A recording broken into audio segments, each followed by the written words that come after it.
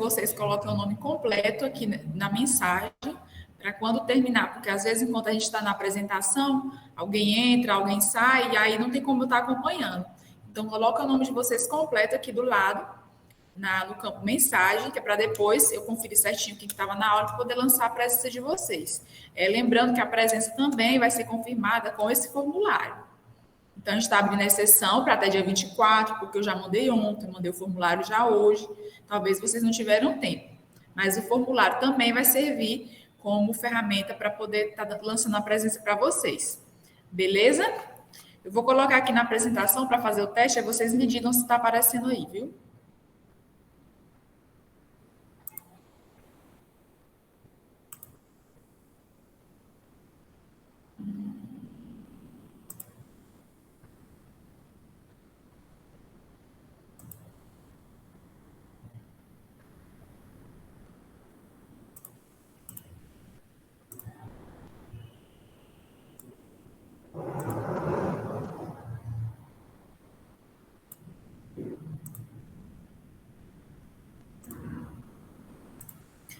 Tá aparecendo a apresentação, gente?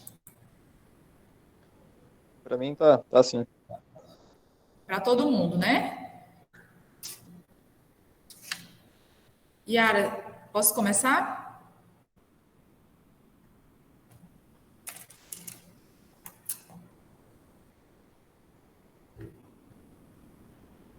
Oi, Yara. Posso começar?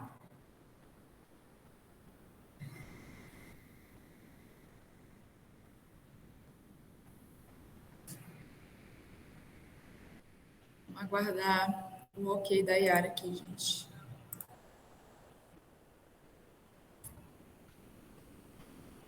Yara.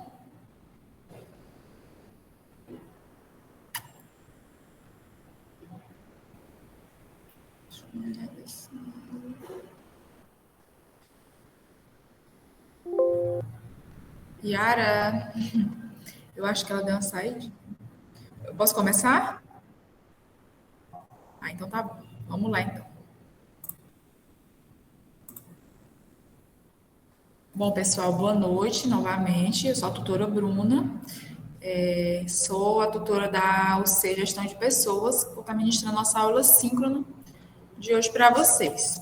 Eu peço que quem tiver qualquer dúvida, que anote no papelzinho, que no final a gente vai fazer essa abertura para que vocês possam esclarecer as dúvidas para a gente falar do nosso resumo, beleza?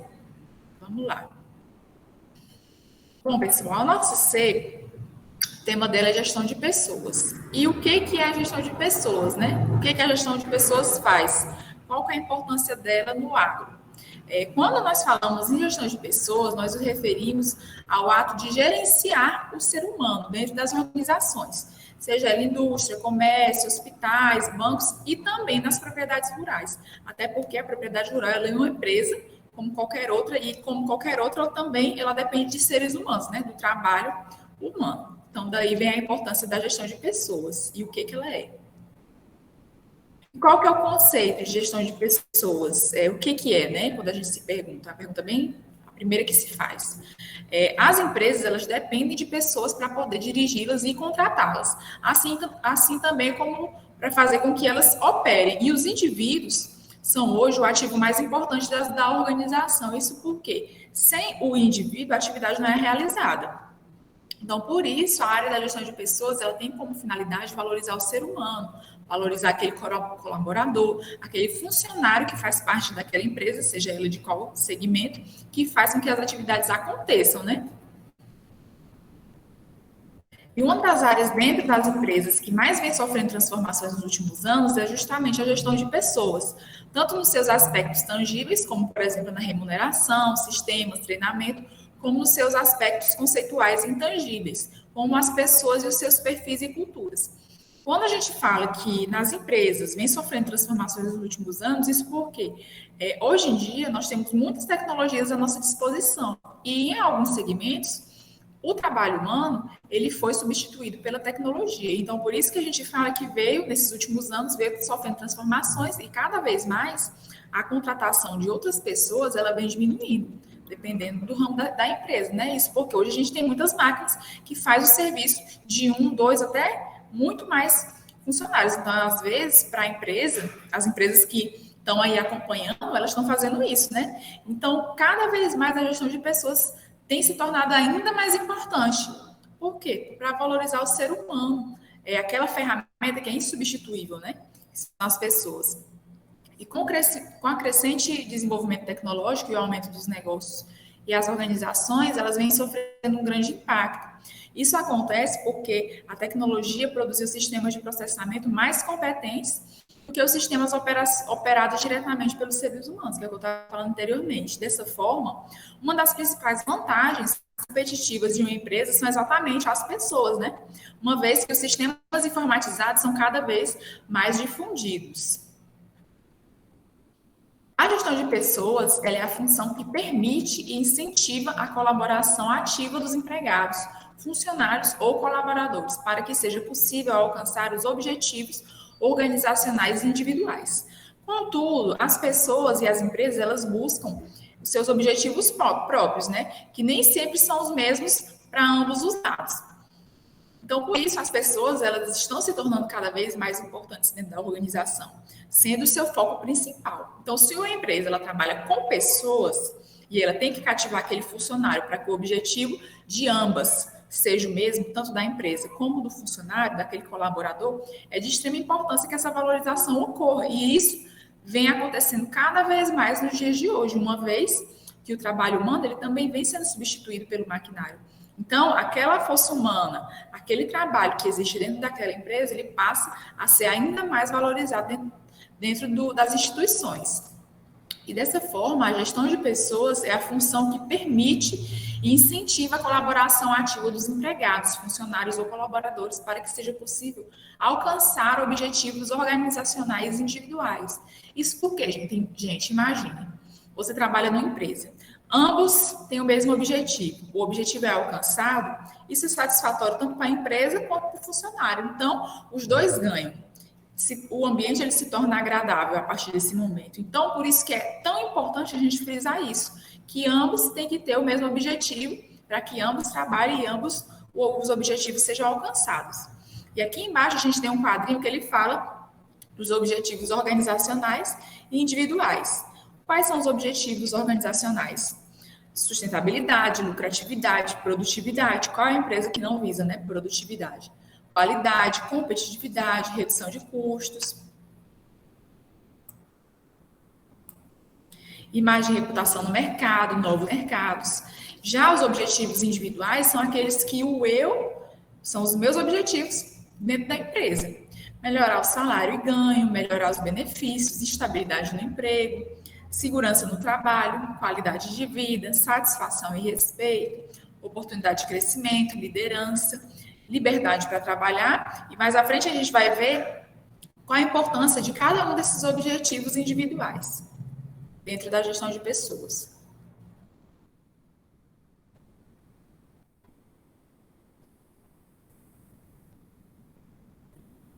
Bom, quais são os processos da gestão de pessoas? Hoje, uma organização ela precisa desempenhar 4 funções básicas que consistem no processo administrativo, que seria o quê? Planejar, organizar, administrar e controlar. É como se fosse uma engrenagem, onde para uma poder funcionar, ela precisa da outra. Uma é dependente da outra. Então, qual a empresa, gente, que ela não precisa disso? São as funções básicas, planejar, organizar, administrar e controlar.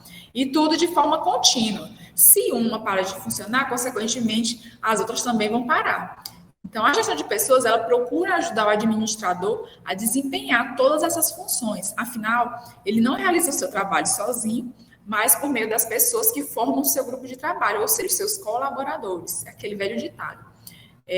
A gente nunca faz nada sozinho, né? Você sempre precisa da ajuda de alguém. Na empresa, como na nossa vida, não é diferente, né? A gente precisa dos colaboradores. Bom, e qual os novos papéis dos colaboradores? Os colaboradores, eles podem ser tratados apenas como recursos, somente para produzir para a empresa em funções repetitivas e padronizadas, causando estresse e desconforto. Há um tempo atrás, né, as empresas elas funcionavam assim, porém se viu que isso causava muito estresse nos funcionários, consequentemente a produção caía. Então esse é um sistema de produção que já foi deixado para trás. E uma alternativa é enxergar os colaboradores como parceiros da organização. Dessa forma, eles vão fornecer para a empresa as suas habilidades, conhecimentos, competências e sabedorias e dar o melhor de si. Porque se eu me sinto parte daquela empresa, consequentemente eu vou dar o meu sangue de verdade. Não é uma empresa que eu me sinto fadado, que eu me sinto desconfortável para trabalhar. Não, pelo contrário. Daí vem a importância da valorização do ser humano que a gente vem falando aí desde o início da apresentação. Bom, e o setor agropecuário? Nosso setor, assim como os demais, não tem diferença. O nosso setor também utiliza pessoas, principalmente o nosso setor, né? Utiliza pessoas na nossa cadeia produtiva e, assim como nos demais setores, nós precisamos da gestão de pessoas. É fundamental, uma vez que o nosso setor ele cresce gradativamente, né? Como a gente pode observar nos noticiários. Então, o agronegócio brasileiro ele representa um setor muito expressivo tanto a produção de riqueza quanto a sua geração de empregos. É um setor muito grande. Na pandemia, a gente observou. A maioria dos negócios parou, gente, mas o agro não parou. A propaganda ela não é mentirosa quando ela fala isso. Porque ninguém parou de comer. Não parou assim, né? O mercado, ele continua tendo lá aquele produto como é que fala? Na prateleira. Você continua encontrando. O preço aumentou, mas ele está lá. Então, o agro não parou. Todo mundo continua precisando comer. Então, o agro ele vem alimentando aí o mundo. Então, é um setor extremamente expressivo. E agora, nessa pandemia, ele se sobressaiu ainda mais dos demais. E, consequentemente, é maior a geração de empregos. Porque quanto mais se produz, mais se precisa da gestão humana, mais se precisa do serviço humano. E diante da importância da produção rural e do agronegócio para a geração de empregos e renda, nós não podemos deixar de estudar a gestão de pessoas nas atividades relacionadas a todos os elos de cadeia produtiva do agronegócio. Imaginem vocês, essas empresas grandes produtores, quantos funcionários que não tem uma empresa dessa? Será que esse pessoal vive, esse pessoal toca uma empresa sem a gestão de pessoas? Com certeza não. E se você que tem uma propriedade rural, que vai administrar uma propriedade rural, vocês, como técnicos em agronegócio, que vão estar inseridos no mercado, vocês precisam extremamente da gestão de pessoas, porque vocês vão lidar diretamente com outras pessoas, porque é aquela engrenagem que eu falei para vocês, nós precisamos sempre um do outro para estar desenvolvendo os trabalhos. Então, a gestão de pessoas, ela está ali o tempo todo conosco, talvez a gente ainda não percebeu, né? Quem sabe, a nossa disciplina agora, nós passamos a perceber o quanto a gestão de pessoas é importante no nosso meio. Sendo esta uma área de muita importância e que merece a atenção do gestor rural, pois o capital intelectual de uma empresa, ele agrega valor aos produtos e serviços. Então, é possível a gente concluir que um planejamento estratégico, ele exige um ciclo ali dentro da gestão de pessoas.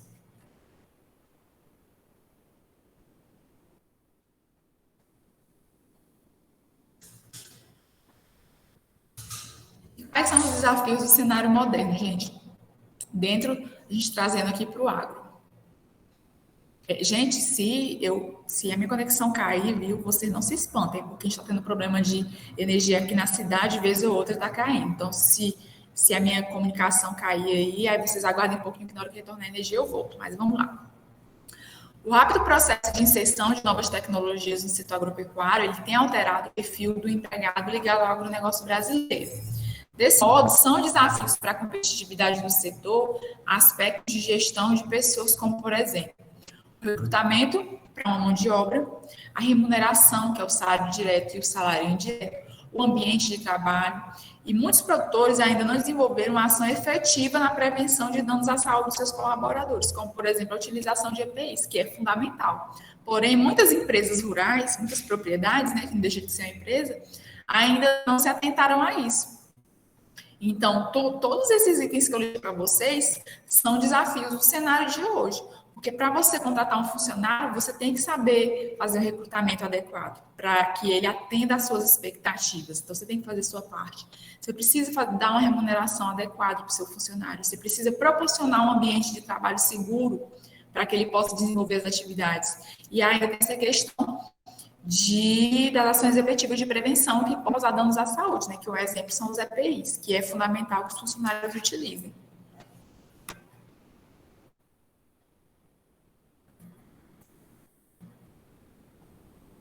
E aí, essas são situações que, se mal resolvidas, se mal, qual é a palavra? Se mal conduzidas, elas podem acabar gerando um conflito entre o patrão e o empregado, que não é legal para nenhuma empresa.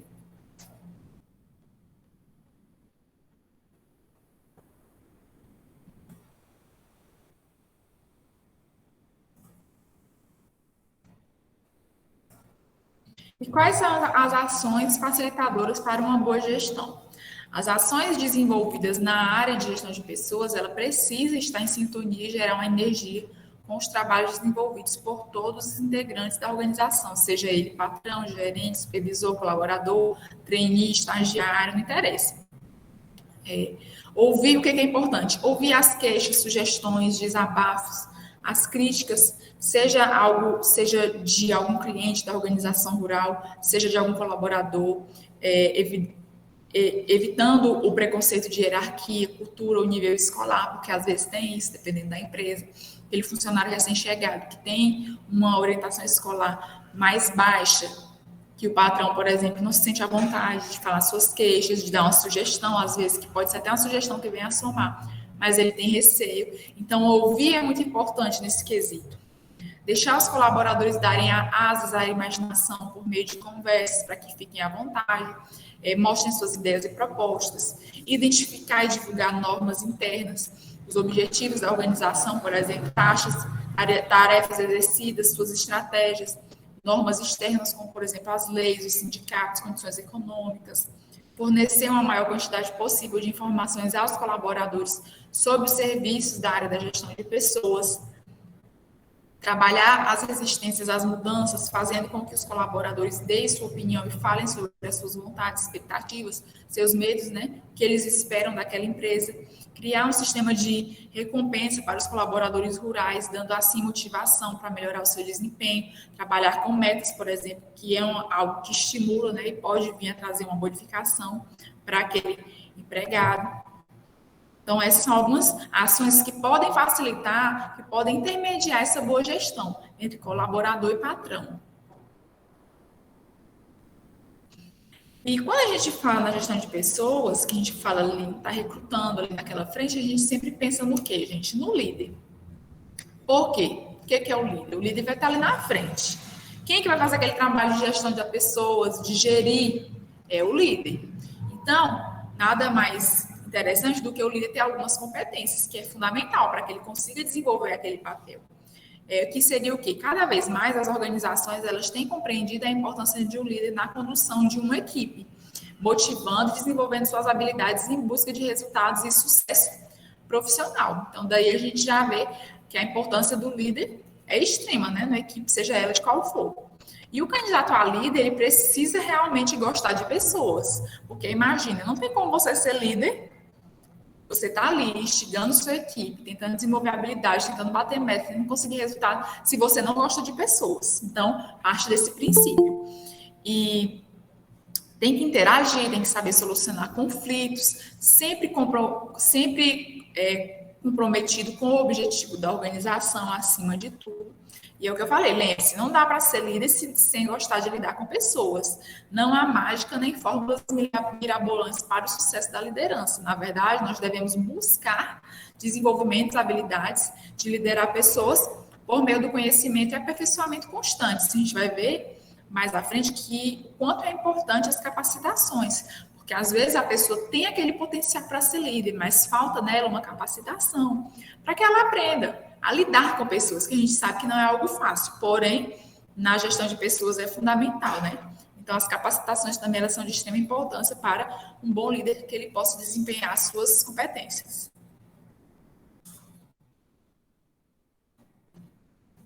A chamada liderança participativa, ela tem como objetivo juntar a equipe e incentivar os seus colaboradores a buscar aperfeiçoamento e maior qualidade no trabalho.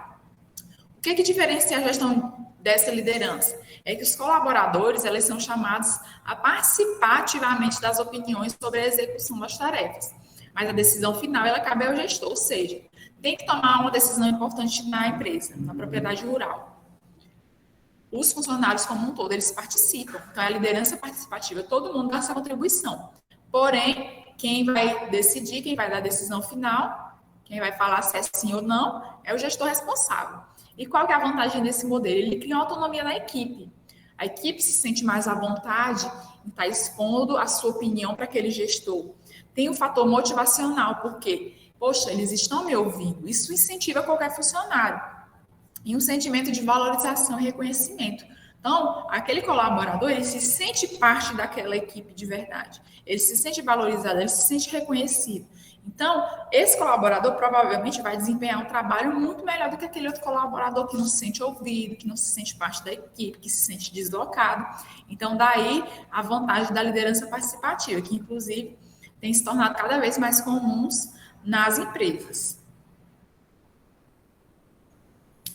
Bom, e conhecendo o clima organizacional e a gestão de competência. O clima organizacional, ele é uma variável que influi diretamente na produtividade, uma vez que uma boa qualidade do trabalho conduzirá a um clima de confiança e respeito entre os colaboradores e a organização. O clima organizacional, ele é a visão em um conjunto de formas com os colaboradores da empresa que percebem que o seu ambiente de trabalho que pode influenciar na sua motivação e no seu comportamento. O clima organizacional, ele também está intimamente relacionado ao grau de motivação das pessoas. Por quê? Se aquela pessoa ela se sente motivada, ela se sente reconhecida naquele trabalho, o clima organizacional ele é outro. O trabalho, ele flui melhor. Então, daí a importância da gente conhecer esse clima organizacional e qual é a importância dele dentro da gestão de pessoas. Pesquisas e avaliações. O clima organizacional ele pode ser avaliado, ele pode ser sentido pela empresa por meio de pesquisas que ajudam a aumentar o nível de satisfação dos colaboradores. Por quê? Ao eles se sentirem ouvidos, respeitados, eles participam melhor dessa organização. Poxa, o meu ponto de vista está sendo ouvido. A minha opinião ela está sendo levada em conta, a minha ideia ela foi utilizada. Então, isso trabalha a valorização do funcionário. Mas como que aquele produtor, o dono daquela empresa rural, ele vai saber que aquele funcionário tem tudo isso, tem todo esse potencial? Ele precisa ouvir. Então, a pesquisa e avaliação é uma forma de estar utilizando, é uma ferramenta muito válida para esse tipo de situação. E essa pesquisa, ela identifica fatores importantes sobre a ligação entre a pessoa e a organização, apontando as áreas boas e as áreas que será preciso fazer melhorias. Então, também tem esse outro ponto. Se tem alguma coisa que talvez o colaborador não observou, algum ponto negativo, que ele ainda não entendeu. Se o funcionário for lá, deu uma sugestão na hora da pesquisa, né, expor o seu ponto de vista, tanto para fazer elogios como para críticas construtivas, isso também pode servir para poder estar melhorando a empresa, não só para estar elogiando também, né, mas para estar melhorando. E algumas perguntas podem ser feitas, como, por exemplo, a organização rural é um bom local a se trabalhar? É um exemplo de pergunta que pode ser feita numa pesquisa como essa. A empresa tem algum benefício para os seus colaboradores? O gerente administra bem? Isso aí é uma pergunta fundamental, porque já pensou você estar na empresa e você não se dá bem com aquele gerente, porque na sua opinião ele não faz uma gestão boa. E aí? O seu serviço ele vai fluir tão bom como se você tivesse uma relação boa com o gerente? Com certeza não. Então, daí a importância da pesquisa e avaliação para realmente saber de fato o que é que se passa na cabeça desses colaboradores, né?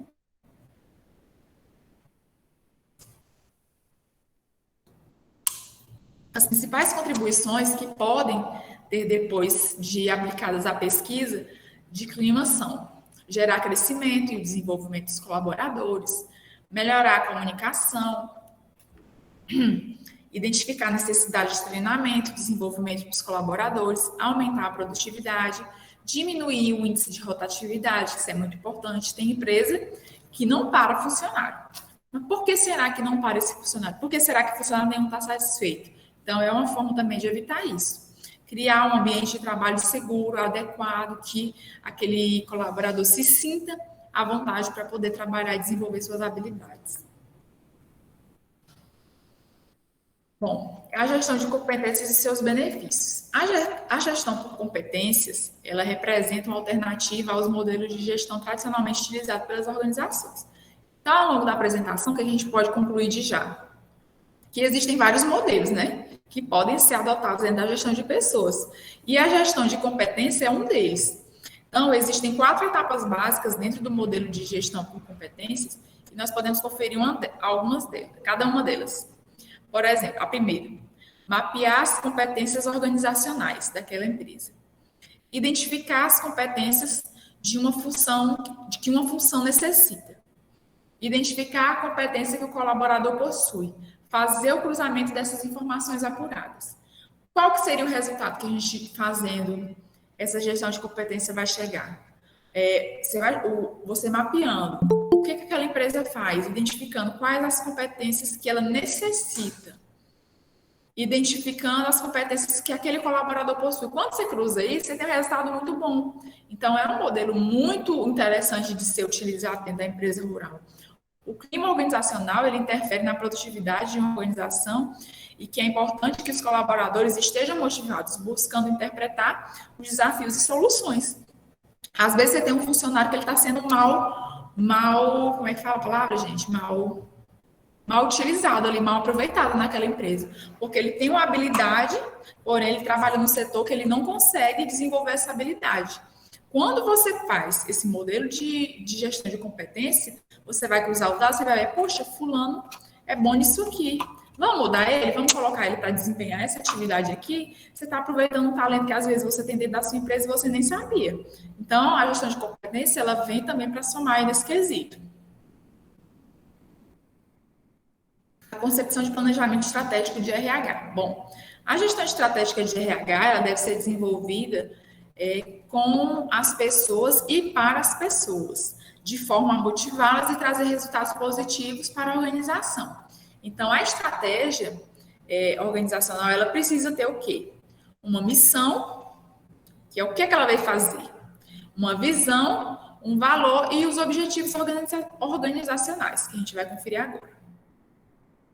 Então, a estratégia, ela vai definir o que a empresa deve se comportar em um mundo dinâmico e competitivo e é ligada pela missão, valores, visão e objetivos organizacionais.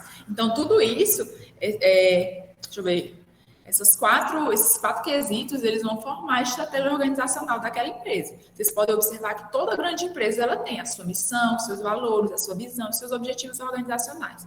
Então, o que é? O que é a missão? A missão, todas as empresas, elas têm uma missão a cumprir.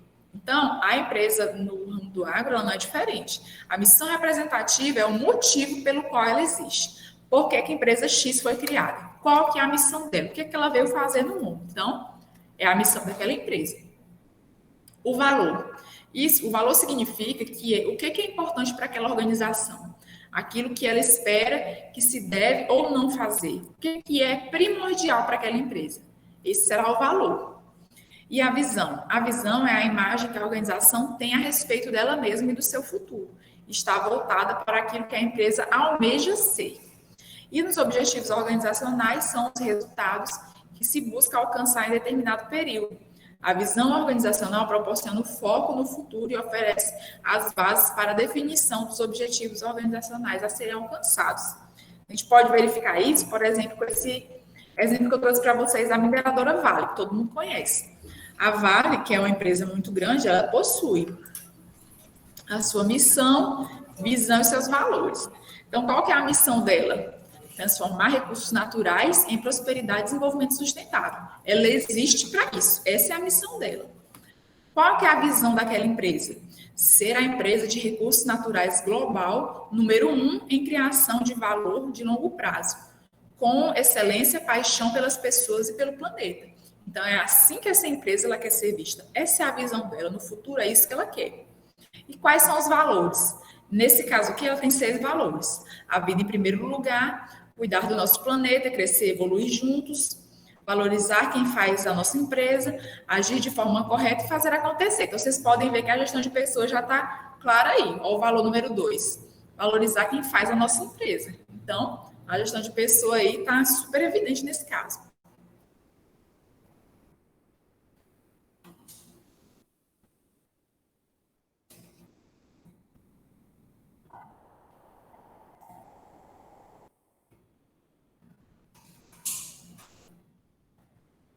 um dos aspectos mais importantes da estratégia organizacional é alinhar as suas funções com a gestão de pessoas.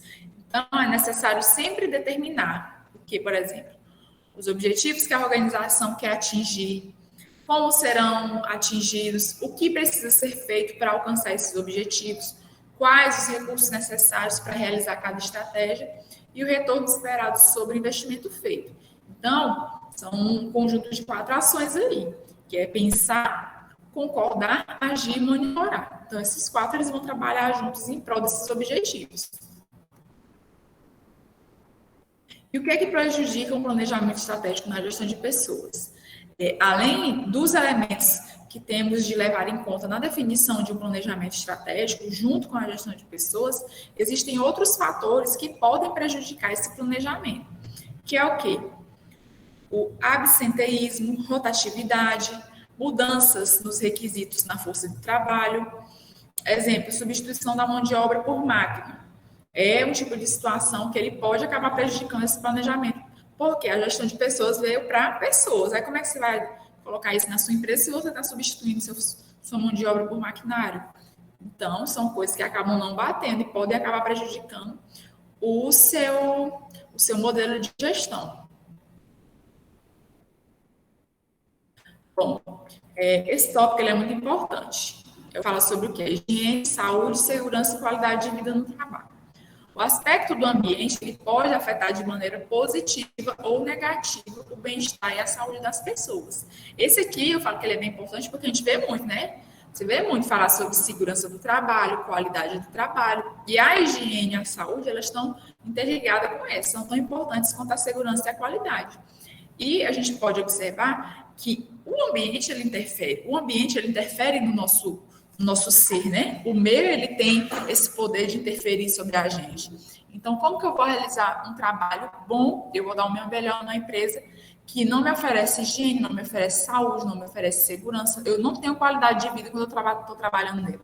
Então, consequentemente, você não vai conseguir dar o seu melhor. Então, daí vem a importância.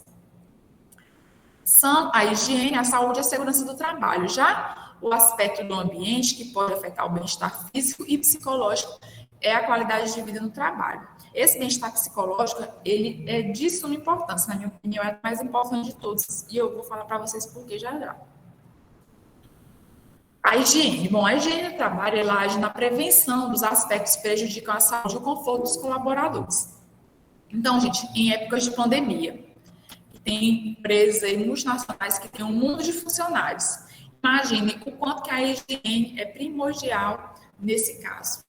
Porque você tem várias pessoas ali trabalhando, você tem a pandemia no mundo, aquela empresa precisa oferecer higiene para os funcionários dela. Por quê? Porque eles precisam de segurança na saúde também. Precisa oferecer máscaras, conscientização, limpeza, dedetização do local. Então, essa parte da higiene, a gente já pode linkar ela com a situação atual que a gente está vivendo, né? Que é a pandemia. O trabalho das pessoas é muito influenciado por 3 grupos de condições. As condições ambientais de trabalho, iluminação, temperatura, ruído, condições de tempo, duração da jornada de trabalho, horas extras, período de descanso e condições sociais, que é a organização da empresa e relacionamentos. Então, o ambiente de trabalho agradável, ele facilita o relacionamento interpessoal e melhora a produtividade, assim como reduz acidentes, doenças, absenteísmo e rotatividade dos colaboradores. Porque eu tenho um ambiente de trabalho agradável. Eu vou feliz para o meu emprego. Porque lá eu tenho um ambiente agradável, que eu consigo desenvolver, tem uma luz boa, tem um ar-condicionado, né? Porque a gente mora no Pará, é muito quente. Tem uma condição boa de trabalho. Todo empreendimento ele pode oferecer essas condições de trabalho, por exemplo, numa fazenda, uma propriedade rural, que precisa ter gente ali no campo trabalhando, ele pode? Também pode, não é diferente. Dentro, é claro, da realidade dele, mas ele também pode oferecer essas condições de trabalho, essas condições de higiene dentro do ambiente de trabalho para os colaboradores. Gente, meu computador demorando uma vez, eu vou poder passar de slide.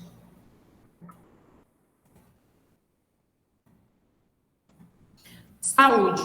Os riscos para a saúde, como riscos físicos, tóxicos e químicos, assim como uma condição estressante de trabalho pode provocar situações perigosas para a organização. O próprio ambiente de trabalho ele pode acabar causando doenças, né? Todo mundo aí, eu acho que já sabe de algum exemplo de alguma pessoa próxima ou conhecida que acabou adoecendo no trabalho, porque o trabalho, ao invés de oferecer condições de saúde, fez o contrário, né? Adoeceu a pessoa. Então, um colaborador excelente e competente, porém deprimido, com autoestima baixa, que pode acabar não sendo produtivo com a organização, porque a saúde dele não é protegida naquele ambiente de trabalho.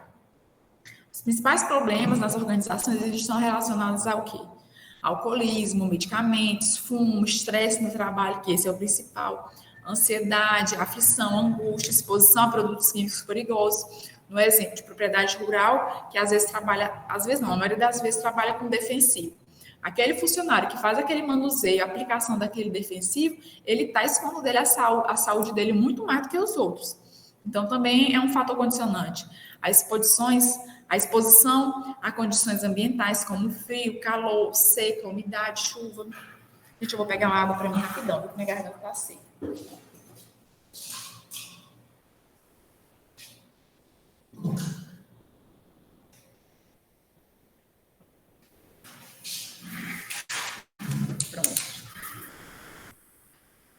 Existem algumas dicas e sugestões que elas podem colocar em prática para melhorar o ambiente de trabalho e ficar mais saudável, como, por exemplo, prestar atenção às queixas das pessoas, proporcionar equipamentos adequados,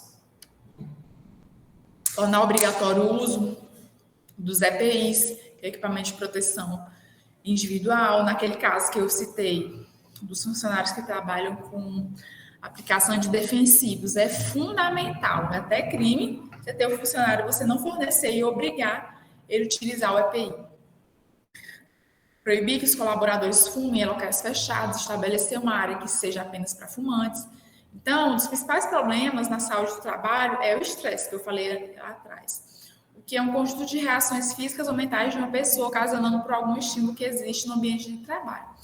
Muitas das vezes, o ambiente de trabalho ele oferece aquela chavezinha que roda, aquela chavezinha do estresse. Alguma condição, alguma pessoa, alguma situação que faça com que aquela pessoa se estresse mais que o normal. Então, a saúde dessa pessoa, a qualidade de vida dessa pessoa, a qualidade dela no trabalho, ela passa a ser menor a partir desse momento. Porque além de ela estar fazendo ali o trabalho dela, tem que lidar com essa questão emocional dela, com aquele estresse. Então, qual que é a importância da... Deixa eu voltar aqui e falar um pouquinho.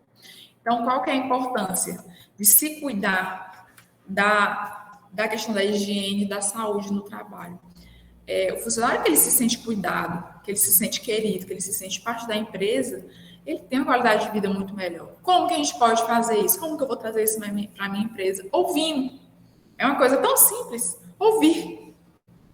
Fazer rodas de conversa com os funcionários. Conversar, ouvir, saber quais as queixas daquele funcionário. Isso aí já diminui muito o índice de estresse, porque às vezes aquilo que aquele funcionário, aquilo que está frustrando ele, num momento desse, de conversa, ele expõe o pensamento dele, ele coloca aquilo para fora e aquilo ali deixa de ser algo que incomoda ele. Então, o regimento desse funcionário é outro. Esse funcionário não vai se ausentar daquele trabalho porque ele não se sente confortável, ele não vai pedir conta porque ele acha que aquele ambiente de trabalho está adoecendo ele. Não, pelo contrário, ele se sente cuidado.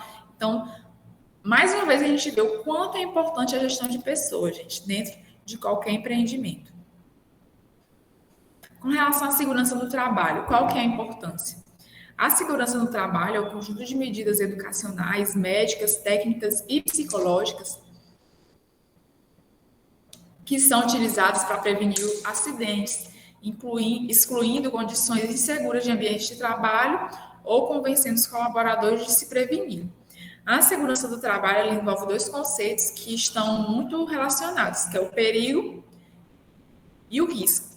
O perigo, ele significa que qualquer situação que tenha potencial de causar algum dano, lesão ou doença. E o risco é a exposição ao perigo, quando você sabe dele e você se arrisca. Os riscos, eles podem ser de várias naturezas, como acidental, físico, química e ergométrica. Prevenção de acidentes. Acidente é um evento previsível. É um fato não intencional que produz lesão corporal, morte ou dano material. As providências para evitar os acidentes de trabalho estão em eliminar ou diminuir os riscos da condição insegura, porque às vezes aquele ambiente de trabalho, ele trabalha diretamente com algo que oferece risco para aquele funcionário. Então, não tem aquela opção de eliminar. Porém, com práticas de segurança no trabalho, ele pode diminuir essa questão da insegurança nesse ambiente de trabalho.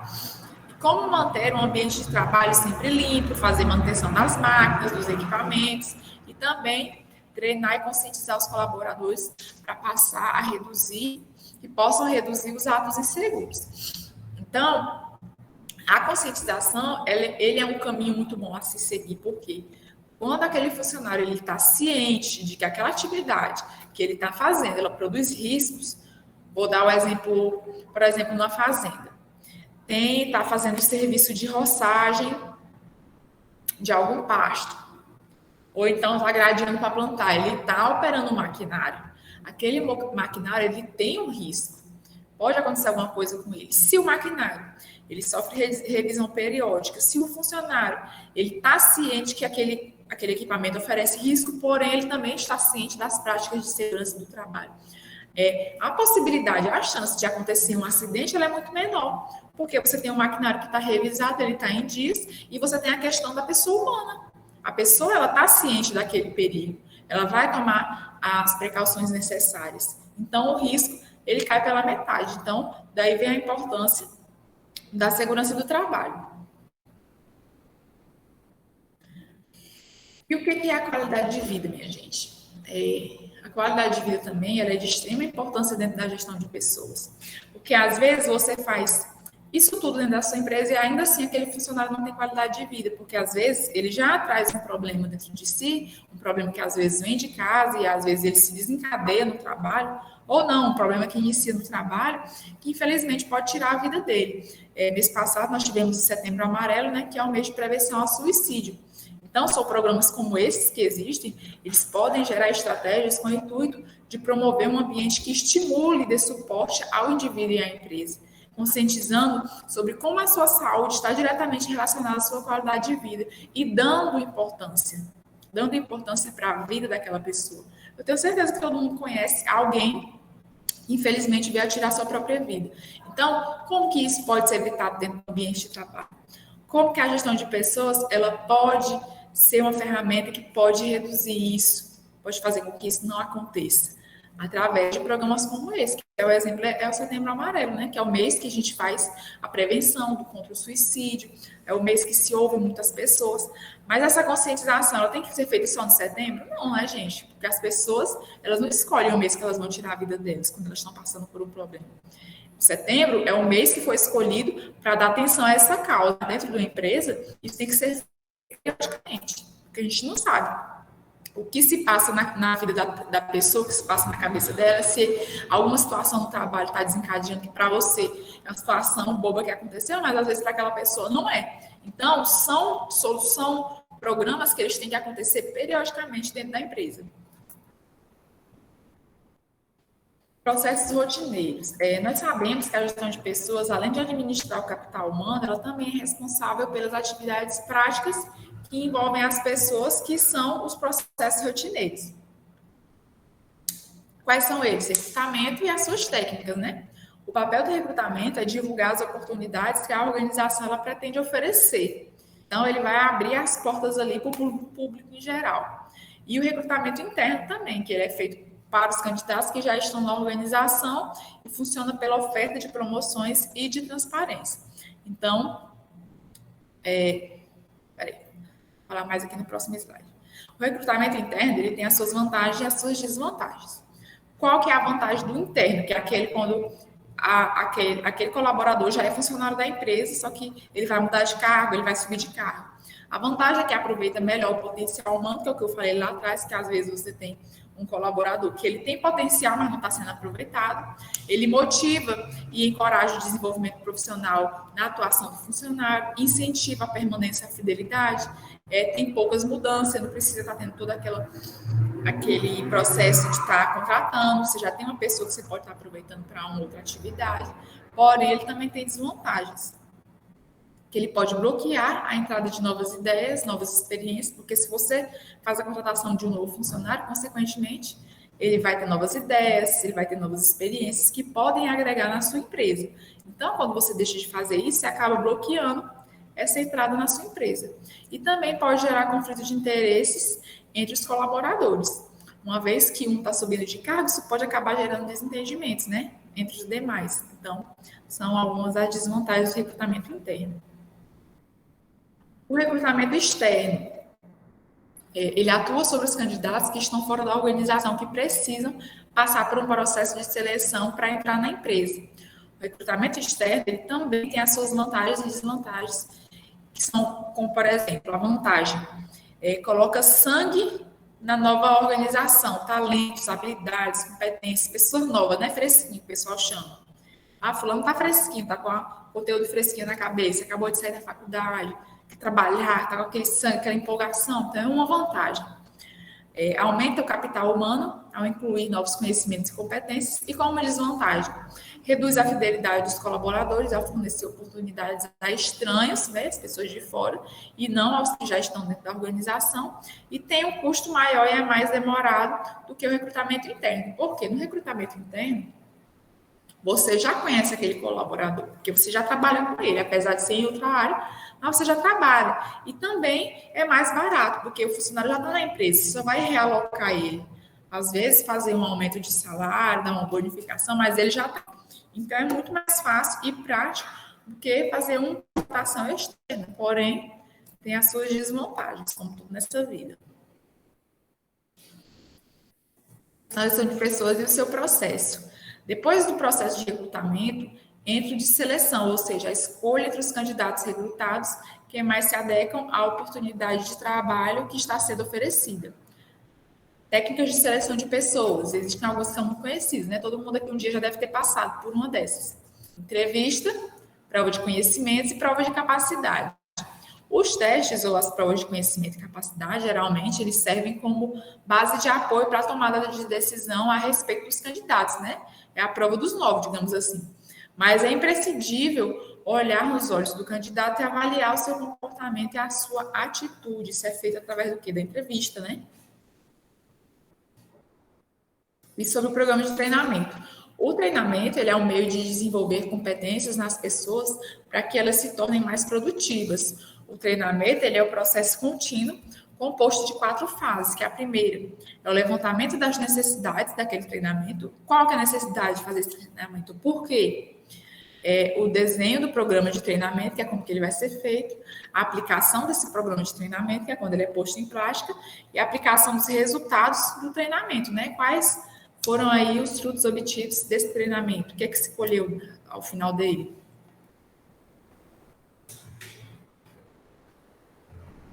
E nós temos a relações e gestão de conflitos. Os colaboradores requerem atenção, pois estão sujeitos a problemas pessoais, familiares, financeiros e de saúde, dificuldade de transporte, problemas com álcool, entre outras preocupações diversas, né? Todos nós estamos sujeitos aí a esses problemas, e a gestão de pessoas também vem para solucionar esse tipo de conflito. São situações variadas que afetam o desempenho das pessoas. Algumas conseguem administrar esses problemas por conta própria, outras não, e acabam se transformando em funcionários problemáticos. Ah, fulano de tal funcionário tão bom, mas está passando por isso e aquilo na casa dele, isso acaba afetando o desempenho dele no trabalho. E aí, é melhor você ir lá demitir ele, ou você sentar com ele e tentar ajudar a saber o que está acontecendo. Então, a gestão de pessoas, ela entra aí. Tem aquelas que conseguem lidar com seus problemas, que fica da porta do trabalho para fora, mas tem outras não, que acabam trazendo para dentro do ambiente de trabalho. E aí, onde a gestão de pessoas entra novamente, né, para estar resolvendo essa situação. As principais atividades para um programa de relação com empregados devem ser a comunicação, que a organização ela deve sempre se comunicar com seus colaboradores e solicitar deles sugestões e opiniões sobre o assunto do trabalho. A comunicação ela deve ser uma via de mão dupla.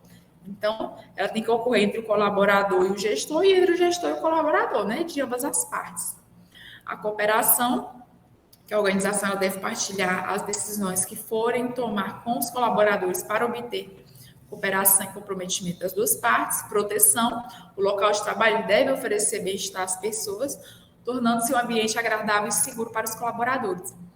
Assistência, a organização ela deve responder às necessidades especiais dos colaboradores. Disciplina e conflito, as organizações elas devem ter regras claras para lidar com disciplina e saber resolver conflitos. Bom, quanto à disciplina, quando o funcionário ele não tem uma autodisciplina suficiente, infringindo regras, condutas determinadas pela empresa, ele é passível de punição, como advertência, suspensão e até demissão, dependendo do caso. E existem alguns padrões básicos de disciplinas que devem ser seguidos e aplicados a todas as regras que forem violadas, seja elas leves ou graves. Então, a comunicação das regras dos critérios de desempenho. Os colaboradores devem ser avisados a respeito das regras da organização, o que acontece se as pessoas não cumpri-las. Então, ela passa a ser regra a partir do momento que aquele funcionário é conscientizado daquilo. Olha, a partir daqui, se você fizer tal coisa, se você infringir tal regra, você vai sofrer penalidade. Então, a partir daí, se o funcionário descumprir aquela regra, ele descumprir ela, ciente de que aquilo é uma regra que não deve ser quebrada. Então, essa comunicação ela é de suma importância para que o funcionário saiba quais são as regras e que fique claro quais são as regras daquela empresa. Documentação dos fatos, todas as regras e políticas de organização, assim como a quebra desse critério, devem ser documentados para evitar quaisquer dúvidas. As infrações podem ter duas categorias, faltas leves ou graves, como nós podemos observar. O que seria uma falta leve? Um atraso, uma falta, fumar em local proibido, não cumprir as regras de segurança, dormir no trabalho, agressão verbal. E o que seria uma falta grave? Uso de drogas, alcoolismo, furto ou roubo e agressão física. Quais são as etapas da disciplina progressiva? A advertência. Ela inicia pela advertência verbal, advertência escrita.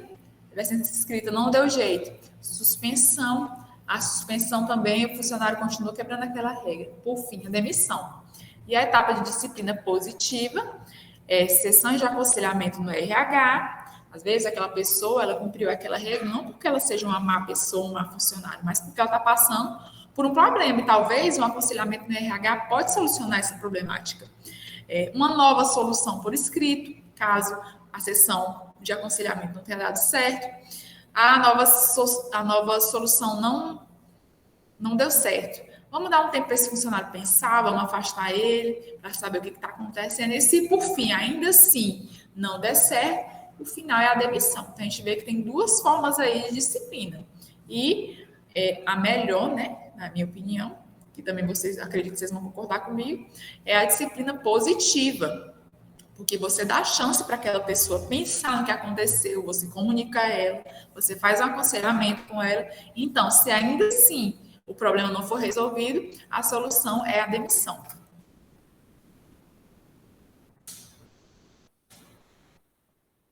Processo de conflito e como saber administrar. O conflito ele faz parte da natureza humana, ele está ligado à discórdia ou desacordo. Então, existem 3 tipos de conflitos. O conflito percebido, que ele ocorre quando as duas partes percebem e compreendem que entre elas há um conflito. O conflito experienciado, que é quando provoca o sentimento de raiva ou medo entre as partes, esse conflito fica oculto. E o conflito manifestado, quando o sentimento de desacordo é expresso pelas partes, é chamado também de conflito aberto.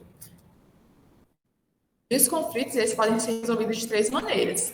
A resolução ganhar-perder, que é quando uma das partes consegue vencer o conflito, atingindo seus objetivos e deixando a outra pessoa fracassada, que esse pode gerar mais conflito ainda. A resolução perder-perder, que cada parte desiste de algum objetivo por meio de alguma forma de compromisso e nenhum alcança tudo que deseja. As duas abrem mão de alguma coisa. E a resolução ganhar-ganhar, que as duas partes conseguem identificar a solução bem-sucedida do seu problema, permitindo que os dois atinjam seus objetivos desejados e o sucesso na solução faz com que as duas partes ganhem.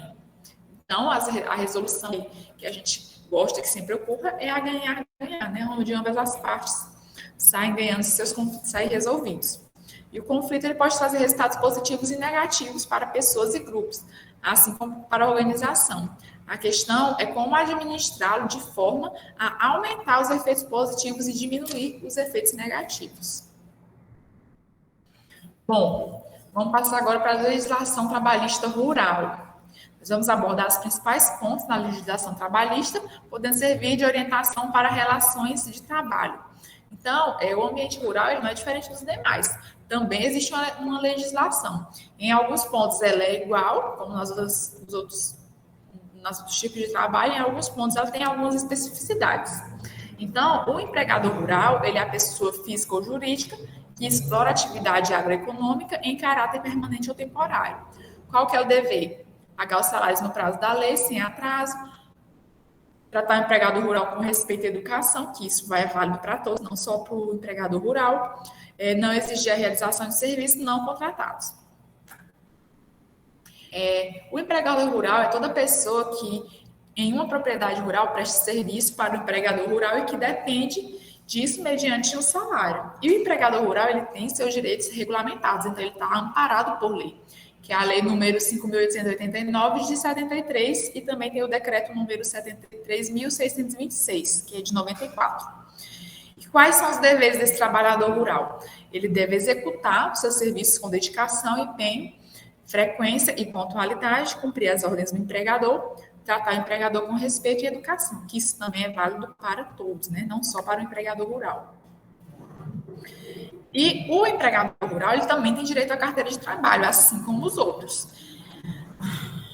A contratação. O empregador, ele tem direito de exigir, no momento da contratação, a apresentação da carteira de trabalho, além de ordenar ao empregador rural a execução do serviço previsto na contratação. Então, contratos com prazo determinado. Existe o contrato de safra, que é um contrato cuja duração depende da variação estacional daquela atividade agrícola. Exemplo, período entre o preparo do solo para o cultivo e a colheita. É aquela época da safra. Então, aquele funcionário, ele é contratado ali, o contrato dele, a especificidade dele é que é um contrato por safra. Contrato de pequeno prazo, que ele também é instituído por lei, a Lei 11.718, de 2008, para exercício de atividade de natureza temporária. Se durante o período de um ano a contratação ultrapassar 2 meses, o contrato fica convertido, ou seja, passa a ser contrato de prazo indeterminado. Trabalhador de menor, até 16 anos é proibido, trabalho de 16 a 18 anos. São proibidos trabalhos noturnos, insolúveis ou penosos. Trabalhos intermitentes. Eles se caracterizam nas atividades em que há um intervalo superior a 5 horas entre as jornadas. Por exemplo, o vaqueiro. O vaqueiro, ele é um colaborador que trabalha na ordenha. Nessa situação, ele deve ser anotado na carteira de trabalho que o período de intervalo não será computado como de efetivo de serviço, porque ele vai ter aquele intervalo, né, que é entre uma ordenha e outra, nos casos que fazem 2 ordenhas por dia. A remuneração. A remuneração do empregador rural deve ser paga de forma fixa em espécie, só poderão ser descontadas do empregador rural parcelas referentes a adiantamento em dinheiro. O salário, o empregador rural, ele pode receber salário hora, respeitando sempre o valor da hora do salário mínimo ou do piso salarial da região. É permitido o adiantamento do salário do empregador rural ou fornecimento de vales com posterior abatimento nos valores pagos. O salário do empregado rural, ele não pode ser reduzido em hipótese alguma. É o direito de redutibilidade salarial, então está assegurado por lei. Ele tem direito ao INSS, o empregador ele deve ser inscrito no INSS, efetuar o recolhimento previdenciais no percentual de 8%, 9% ou 11%. Ele tem de ter o FGTS, que o empregador rural tem direito, né? A importância corresponde a 8% até o 7º dia do mês subsequente. E também ele tem direito ao 13º. Deve ser feito em 2 parcelas, a primeira em fevereiro e a outra em novembro de cada ano. O horário de trabalho, o trabalhador rural, ele deve trabalhar no máximo 8 horas por dia e 44 horas por semana. Ele tem direito a férias, a que é trabalhadora rural, ela tem direito à licença maternidade tem direito a 120 dias, o trabalhador tem direito à licença paternidade e a estabilidade à gestante, que a empregada rural tem direito à estabilidade desde a confirmação da gravidez até 5 meses após o parto. Significa que ela não pode ser despedida sem justa causa nesse período. Então, gente, o que nós podemos observar? O trabalhador rural hoje, ele tem o direito dele assegurado como em qualquer outra empresa. Ele tem as férias, ele tem o 13º, INSS, FGTS, como qualquer trabalhador. Então, isso dá um respaldo maior para os trabalhadores rurais no dia de hoje, né? Que ele vai ser tratado como um trabalhador que trabalha lá na cidade, ele vai receber os mesmos direitos. Isso é bom, né? Porque isso acaba cativando. Hoje a gente vê uma dificuldade muito grande de encontrar mão de obra. Então, isso acaba cativando o funcionário para que ele fique ali no âmbito rural, porque o setor do agro, assim como os setores da cidade, ele também precisa de funcionários, né? De colaboradores. E a rescisão do contrato. A rescisão, ela pode ocorrer de 3 formas: despedida sem justa causa, por justa causa e pedido de demissão. E aí, o pedido de demissão sem justa causa, o que deve ser acertado no momento da rescisão? Pagamento do salário, férias, acrescidos de 1/3, pagamento do 13º salário proporcional aos meses trabalhados e a liberação do depósito do FGTS. Quando a pessoa é demitida por justa causa, o empregador ele pode despedir o trabalhador rural por justa causa nos casos de desonestidade, que é em caso de roubo, furto ou apropriação indevida, incontinência de conduta, desídia no desempenho das suas funções, embriaguez, insubordinação e abandono de emprego. O que deve ser acertado no momento da rescisão? Pagamento do saldo do salário, pagamento de férias acrescido de 1/3, pagamento do 13º salário proporcional. E no pedido de demissão? No pedido de demissão, ele deve acertar no momento da rescisão? Pagamento do saldo do salário, pagamento das férias acrescido de 1/3 e pagamento do 13º salário proporcional. Então, no pedido de demissão e na despedida por justa causa, esse funcionário ele vai receber, o acerto dele vai ser basicamente o mesmo. E tem também o aviso prévio, né, gente? Em caso de rescisão de contrato, com exceção de despedida por justa causa ou do pedido de demissão, o trabalhador tem direito ao cumprimento do aviso prévio, que é de no mínimo 30 dias. E tem também o seguro-desemprego, que o empregado rural ele tem direito ao seguro-desemprego na rescisão do contrato por iniciativa do empregador e sem justa causa. Então, minha gente, era isso que eu queria passar para vocês na nossa aula. Quem tiver alguma dúvida, agora é a hora. Deixa eu ver o horário. 1 hora de aula quase.